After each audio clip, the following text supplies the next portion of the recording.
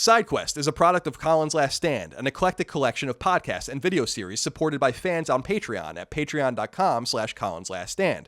If you want to support the show, as well as gain some cool perks, consider pledging a monthly amount that makes the most sense for you.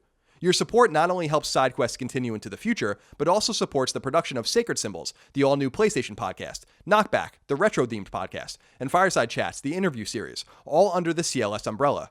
Supporting Colin's Last Stand on Patreon can grant you early, ad-free access to all of the podcasts, exclusive shows, the ability to vote on show topics, and much more. But most importantly, it allows this brand of totally independent content to thrive. Thank you for your love, kindness, and support. I truly appreciate it. Now, on to the show.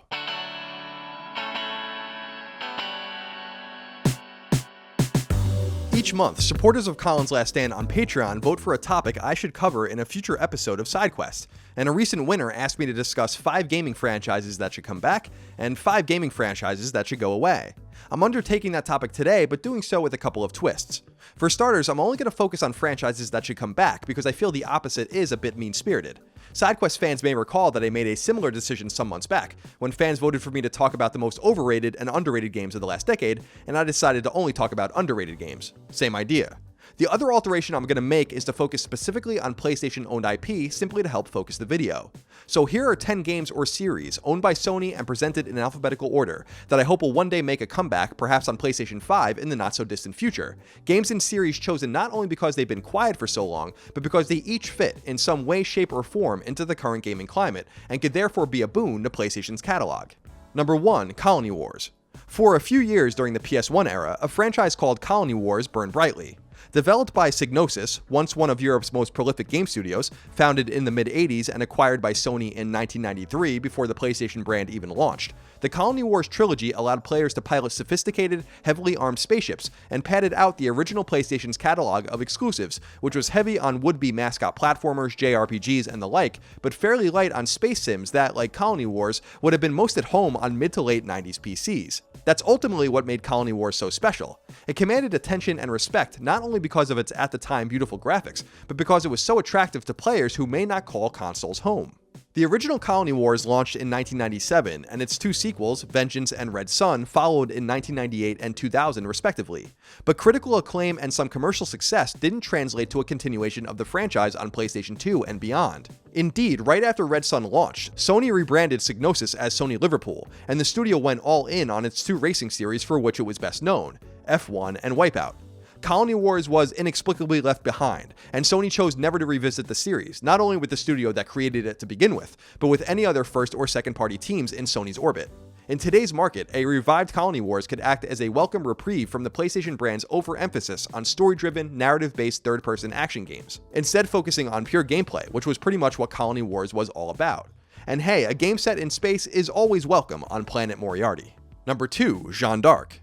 PlayStation Portable was the perfect home for strategy RPGs like Jeanne d'Arc, what with Final Fantasy Tactics War of the Lions and Tactics Ogre Let Us Cling Together comprising some of the finest games in PSP's extensive catalog. Developed by Japanese team Level 5, a longtime PlayStation collaborator best known in the ecosystem for Dark Cloud, White Knight Chronicles, and Ni no Kuni, Jeanne d'Arc expertly fused together strategic turn-based combat and all of the systemic depth that comes along with it, with a historical thread that put a different sort of spin on the famous story of Joan of Arc. Indeed, the backdrop of the 100 Years' War, the generations-long conflict where Joan of Arc made her name in real history, was an unexpectedly grounded touch in an otherwise dramatized and video game-ized story. When Jeanne d'Arc launched on PSP in the West in the summer of 2007, it instantly found a loving audience, and more than a decade later, many still consider it to be one of the handheld's very best games. That's why it's so strange that Sony, as the owner of the IP, never opted to revisit it. It's especially strange because gamers are so incredibly hungry for this particular genre of game, delivered in this particular style, and yet their hunger is very rarely satiated. I mean, people would kill for a new Final Fantasy Tactics or Tactics Ogre at this point. So why doesn't Sony deliver a strikingly similar kind of game, just as they once did, using their own IP, perhaps fleshing out a different angle of the story?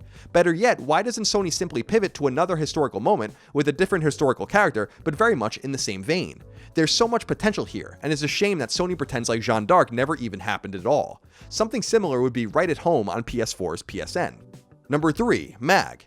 The inclusion of MAG on this list might be puzzling to some of you, but I think this one-off title from now-defunct Sony-owned studio Zipper Interactive could have incredible legs in the current gaming environment. If you're unfamiliar with MAG, which stands for Massive Action Game, it was a PS3 exclusive launched in the early months of 2010, and in some specific ways, it was incredibly ahead of its time. MAG allowed up to 256 players to play at once, in hindsight a totally ludicrous, unnecessary, and chaotic number, but the spirit of the game somewhat falls in line with the Battle Royale trend that, thanks to the likes of Fortnite and PUBG, has quickly overtaken the industry. So why wouldn't Sony eagerly pursue a way to get itself involved? Now, Sony shuttered Zipper in early 2012, only 6 years after buying the studio, but it retains ownership of the MAG IP, and perhaps it could act as a worthy conduit for Sony to make some cash off of the Battle Royale trend that many of its publishing partners, in one fashion or another, are already banking on. Is the Battle Royale market flooded? Sure. And is it often unwise to follow a trend as opposed to creating your own? Absolutely. But it would be foolish to ignore that Battle Royale may just stick around for many years, and so wouldn't it be a smart move to make a timely investment into something that could pay dividends in the future? Reviving MAG, making it free to play, and placing it as, say, a PS5 launch exclusive could be an enticing entrance into the PlayStation ecosystem for some, and a way to retain other players whose attention may be waning with the frenetic offerings from Epic, PUBG Corporation, and the like. It may not be an investment that pans out, but it's certainly one worth making. Number 4, Parappa The Rapper. The original PlayStation was absolutely rife with unique games, but standing at or near the top of the tower was Parappa The Rapper, which was launched in the West more than 20 years ago during the holiday season of 1997. In a time before dance, rhythm, and music games took off, and long before hip-hop reached its critical and commercial zenith, not to mention the mainstream cultural acceptance it enjoys today, Parappa The Rapper enticed players to follow along with various custom-made rap songs by pressing specific combinations of buttons. It wasn't earth-shattering in its gameplay approach, but it was undeniably fun in its execution, and some of the songs and characters remain beloved with the PlayStation faithful to this day. The potential for a Parappa The Rapper revival is huge because Sony can make Parappa a constantly updating platform on PSN and include not only the custom-made songs that made the original hum, but garner support from the many hip-hop artists out there that would likely love to be a part of the project. There could be something truly symbiotic about bringing the formula back, but honing it towards a new generation with different expectations. While Parappa The Rapper did live again in the guitar-centric Jammer Lammy, launched on PS1 in 1999, and a proper yet poorly executed PS2 sequel launched in the West in 2002, the company has largely squandered their rapping dog's untold potential. And while Parappa got some love in PlayStation All-Stars, the more recent PS4 ports of the original and its sequel may just be a testbed for a possible revival, though the level of interest and the quality of feedback is unlikely to have met Sony's internal metrics. Number 5, Resistance. It's been so long since PlayStation 3 launched that many people may have simply forgotten that, back in the fall of 2006, Sony put a lot of trust into Insomniac's all-new first-person shooter series, effectively centering PS3's early months around it. The original Resistance game, called Fall of Man, delivered, but it was also a bit crude, as FPSs, particularly on console, were still finding their way forward.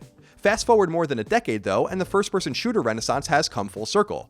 Gone are the days of a new FPS every week or two. Here to stay are the FPS offerings that stood the test of time, while still delivering something unique and fun to audiences. With a reliance on a unique, well-told story and finely tuned mechanics, there's no reason why Resistance shouldn't be as relevant today as it was back then. A Resistance revival makes sense for two reasons in particular. For starters, Sony's other FPS exclusive franchise, Killzone, is typically developed by Guerrilla Games, the studio behind Horizon. While they could easily be building the next Killzone and Horizon simultaneously, it wouldn't be a surprise to see the studio go all in on the latter for the time being. And of course, Insomniac is fresh off of what will easily be its biggest critical and commercial hit in Spider-Man. They're red hot. While other studios have made Resistance games, Sony-owned Ben did a nice job with the PSP iteration in 2009, it would be nice to see Insomniac go back to the well. And with an expansive team spanning 2 offices, it can conceivably fit a 4th iteration of the core franchise in its upcoming repertoire. 2008's Resistance 2 and 2011's Resistance 3 simply aren't enough. We want more, and hopefully Sony will deliver, especially with its long-standing obsession with good stories. Resistance, after all, had plot in droves. Number 6, SOCOM. If there's an example of a franchise that was significantly ahead of its time, it's SOCOM. SOCOM Navy SEALs came to PlayStation 2 in August of 2002, toting online, squad-based multiplayer on console many years before such an idea became mainstream. SOCOM was such a hit, in fact, that Sony ended up buying its developer to ensure that it wouldn't bring its ideas and gameplay elsewhere under a different moniker. But as time went on, Zipper Interactive's series stopped delivering what players wanted, and by the time SOCOM 4 launched on PS3 in 2011, the name meant little compared to what it did nearly a decade prior. But times have changed. Even if Zipper is no more, SOCOM should come back. Its potential competition proves it. Sony has something meaningful to gain by re-entering this space with a familiar IP. What's so intriguing to me about a potential SOCOM revival is that it's something a seemingly meaningful subsection of players actually want. SOCOM is continuously brought up, and its absence on PS4 seems plenty lamented. In addition to winning back some old-timers though, it's also easy to imagine SOCOM landing a healthy new fan base of people who didn't grow up with it, but like some of the games from a genre that it ultimately helped spawn and solidify, games ranging from Payday the Heist to Rainbow Six Siege. Like with the aforementioned MAG, bringing SOCOM back to compete in a vibrant market is a risk, but it's a calculated one nonetheless. For as attractive as Sony's platform is to lovers of single-player, story-driven content, it's less attractive to those who want to experience something with friends. Indeed, Sony has nothing in its contemporary catalog of exclusives that can do what SOCOM can. The only remaining question is, who would develop it? Number 7. Sound Shapes. Out of all the games on this list, Sound Shapes, initially launched on PlayStation 3 and PS Vita in the summer of 2012, is the smallest and certainly least consequential IP, but it's also perhaps the would-be franchise with the most interesting upside. For those unfamiliar, Sound Shapes was a side-scrolling 2D platformer made by Canadian studio Queasy Games, and the entire idea was to essentially synthesize its soundtrack with its on-screen action. By collecting items on screen, a given stage's accompanying song begins to fill out, swell, and become more robust. There's something truly satisfying about Sound Shapes, which is why it remains on my mind to this day.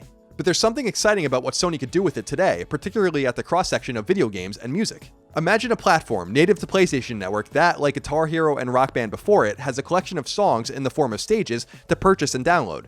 But unlike Guitar Hero, Rock Band, and its ilk, Sound Shapes would be completely free, with its own suite of demo songs and creation tools. Once players get hooked, they have the option to buy more, and Sony could spend a little on the back end to secure some music for the game from popular artists to help make Sound Shapes a thing. With video games becoming increasingly mainstream as each day passes, the potential for crossovers would be endless, and like my Parappa the Rapper idea, a platform like this could take full advantage of the fact that millions of gamers happen to be admirers of music, and vice versa.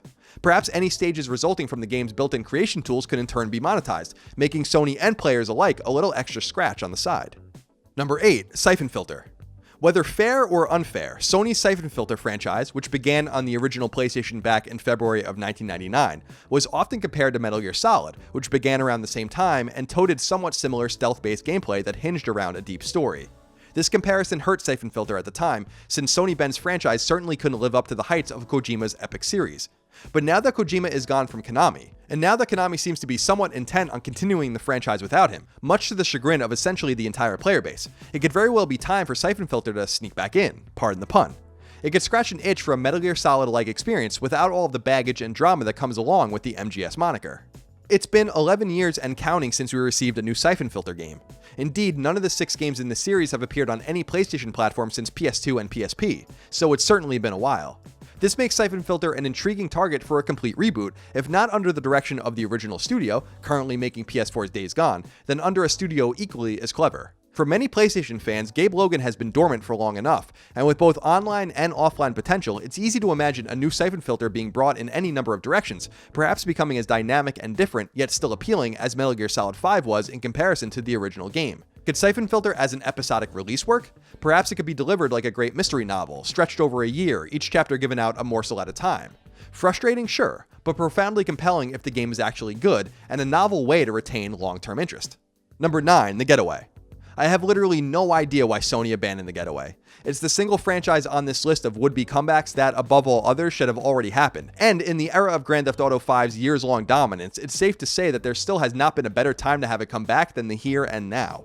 The Getaway first launched on PS2 back in the very late part of 2002, fresh from Sony-owned London studio, which has since gone on to create more family-oriented and casual fare. But pound for pound, the original Getaway is possibly Sony London's greatest game to date, and it's truly hard to imagine why Sony abandoned the IP following the launch of its sequel, Black Monday, in 2004, though a third game was in development for PS3 until being cancelled soon after the console launched. While a pivot back to the serious and grounded franchise may not make a lot of sense for Sony London as currently constructed, there are a number of teams, particularly in Sony's second-party family, that could undertake the development of a robust, modern, story-driven open-world game, not in the mold of Spider-Man, Infamous, and the like, but rather in the mold of Grand Theft Auto, which, from a storytelling and grip perspective, always seemed to be The Getaway's primary inspiration.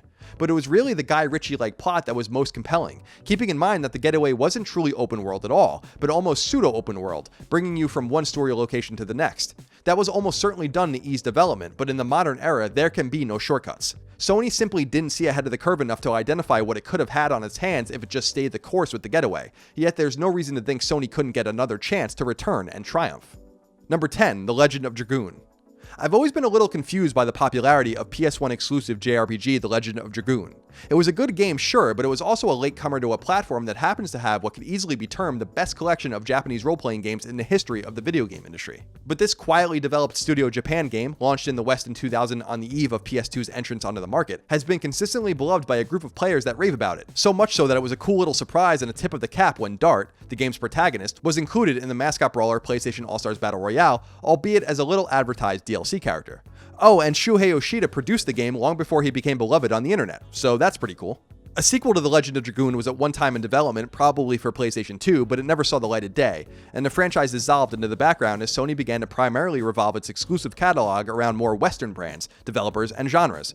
Indeed, there hasn't been anything out of Sony's first-party studios like The Legend of Dragoon in nearly 2 decades. Thing is, JRPGs fell into a lull in the mid-aughts, but they're back in a major way. Final Fantasy XV was a critical and commercial hit, and Dragon Quest XI is a more recent success story. Then there's the likes of Persona 5 and the Tales franchise also keeping things on track. Sony's ecosystem isn't hurting for JRPGs or even exclusive JRPGs, but it is hurting for an exclusive, internally developed AAA JRPG, and The Legend of Dragoon could ameliorate this absence, whether in the form of a reboot or a long-awaited sequel. While highly unlikely, it would be really cool to see Sony return to this long-abandoned IP.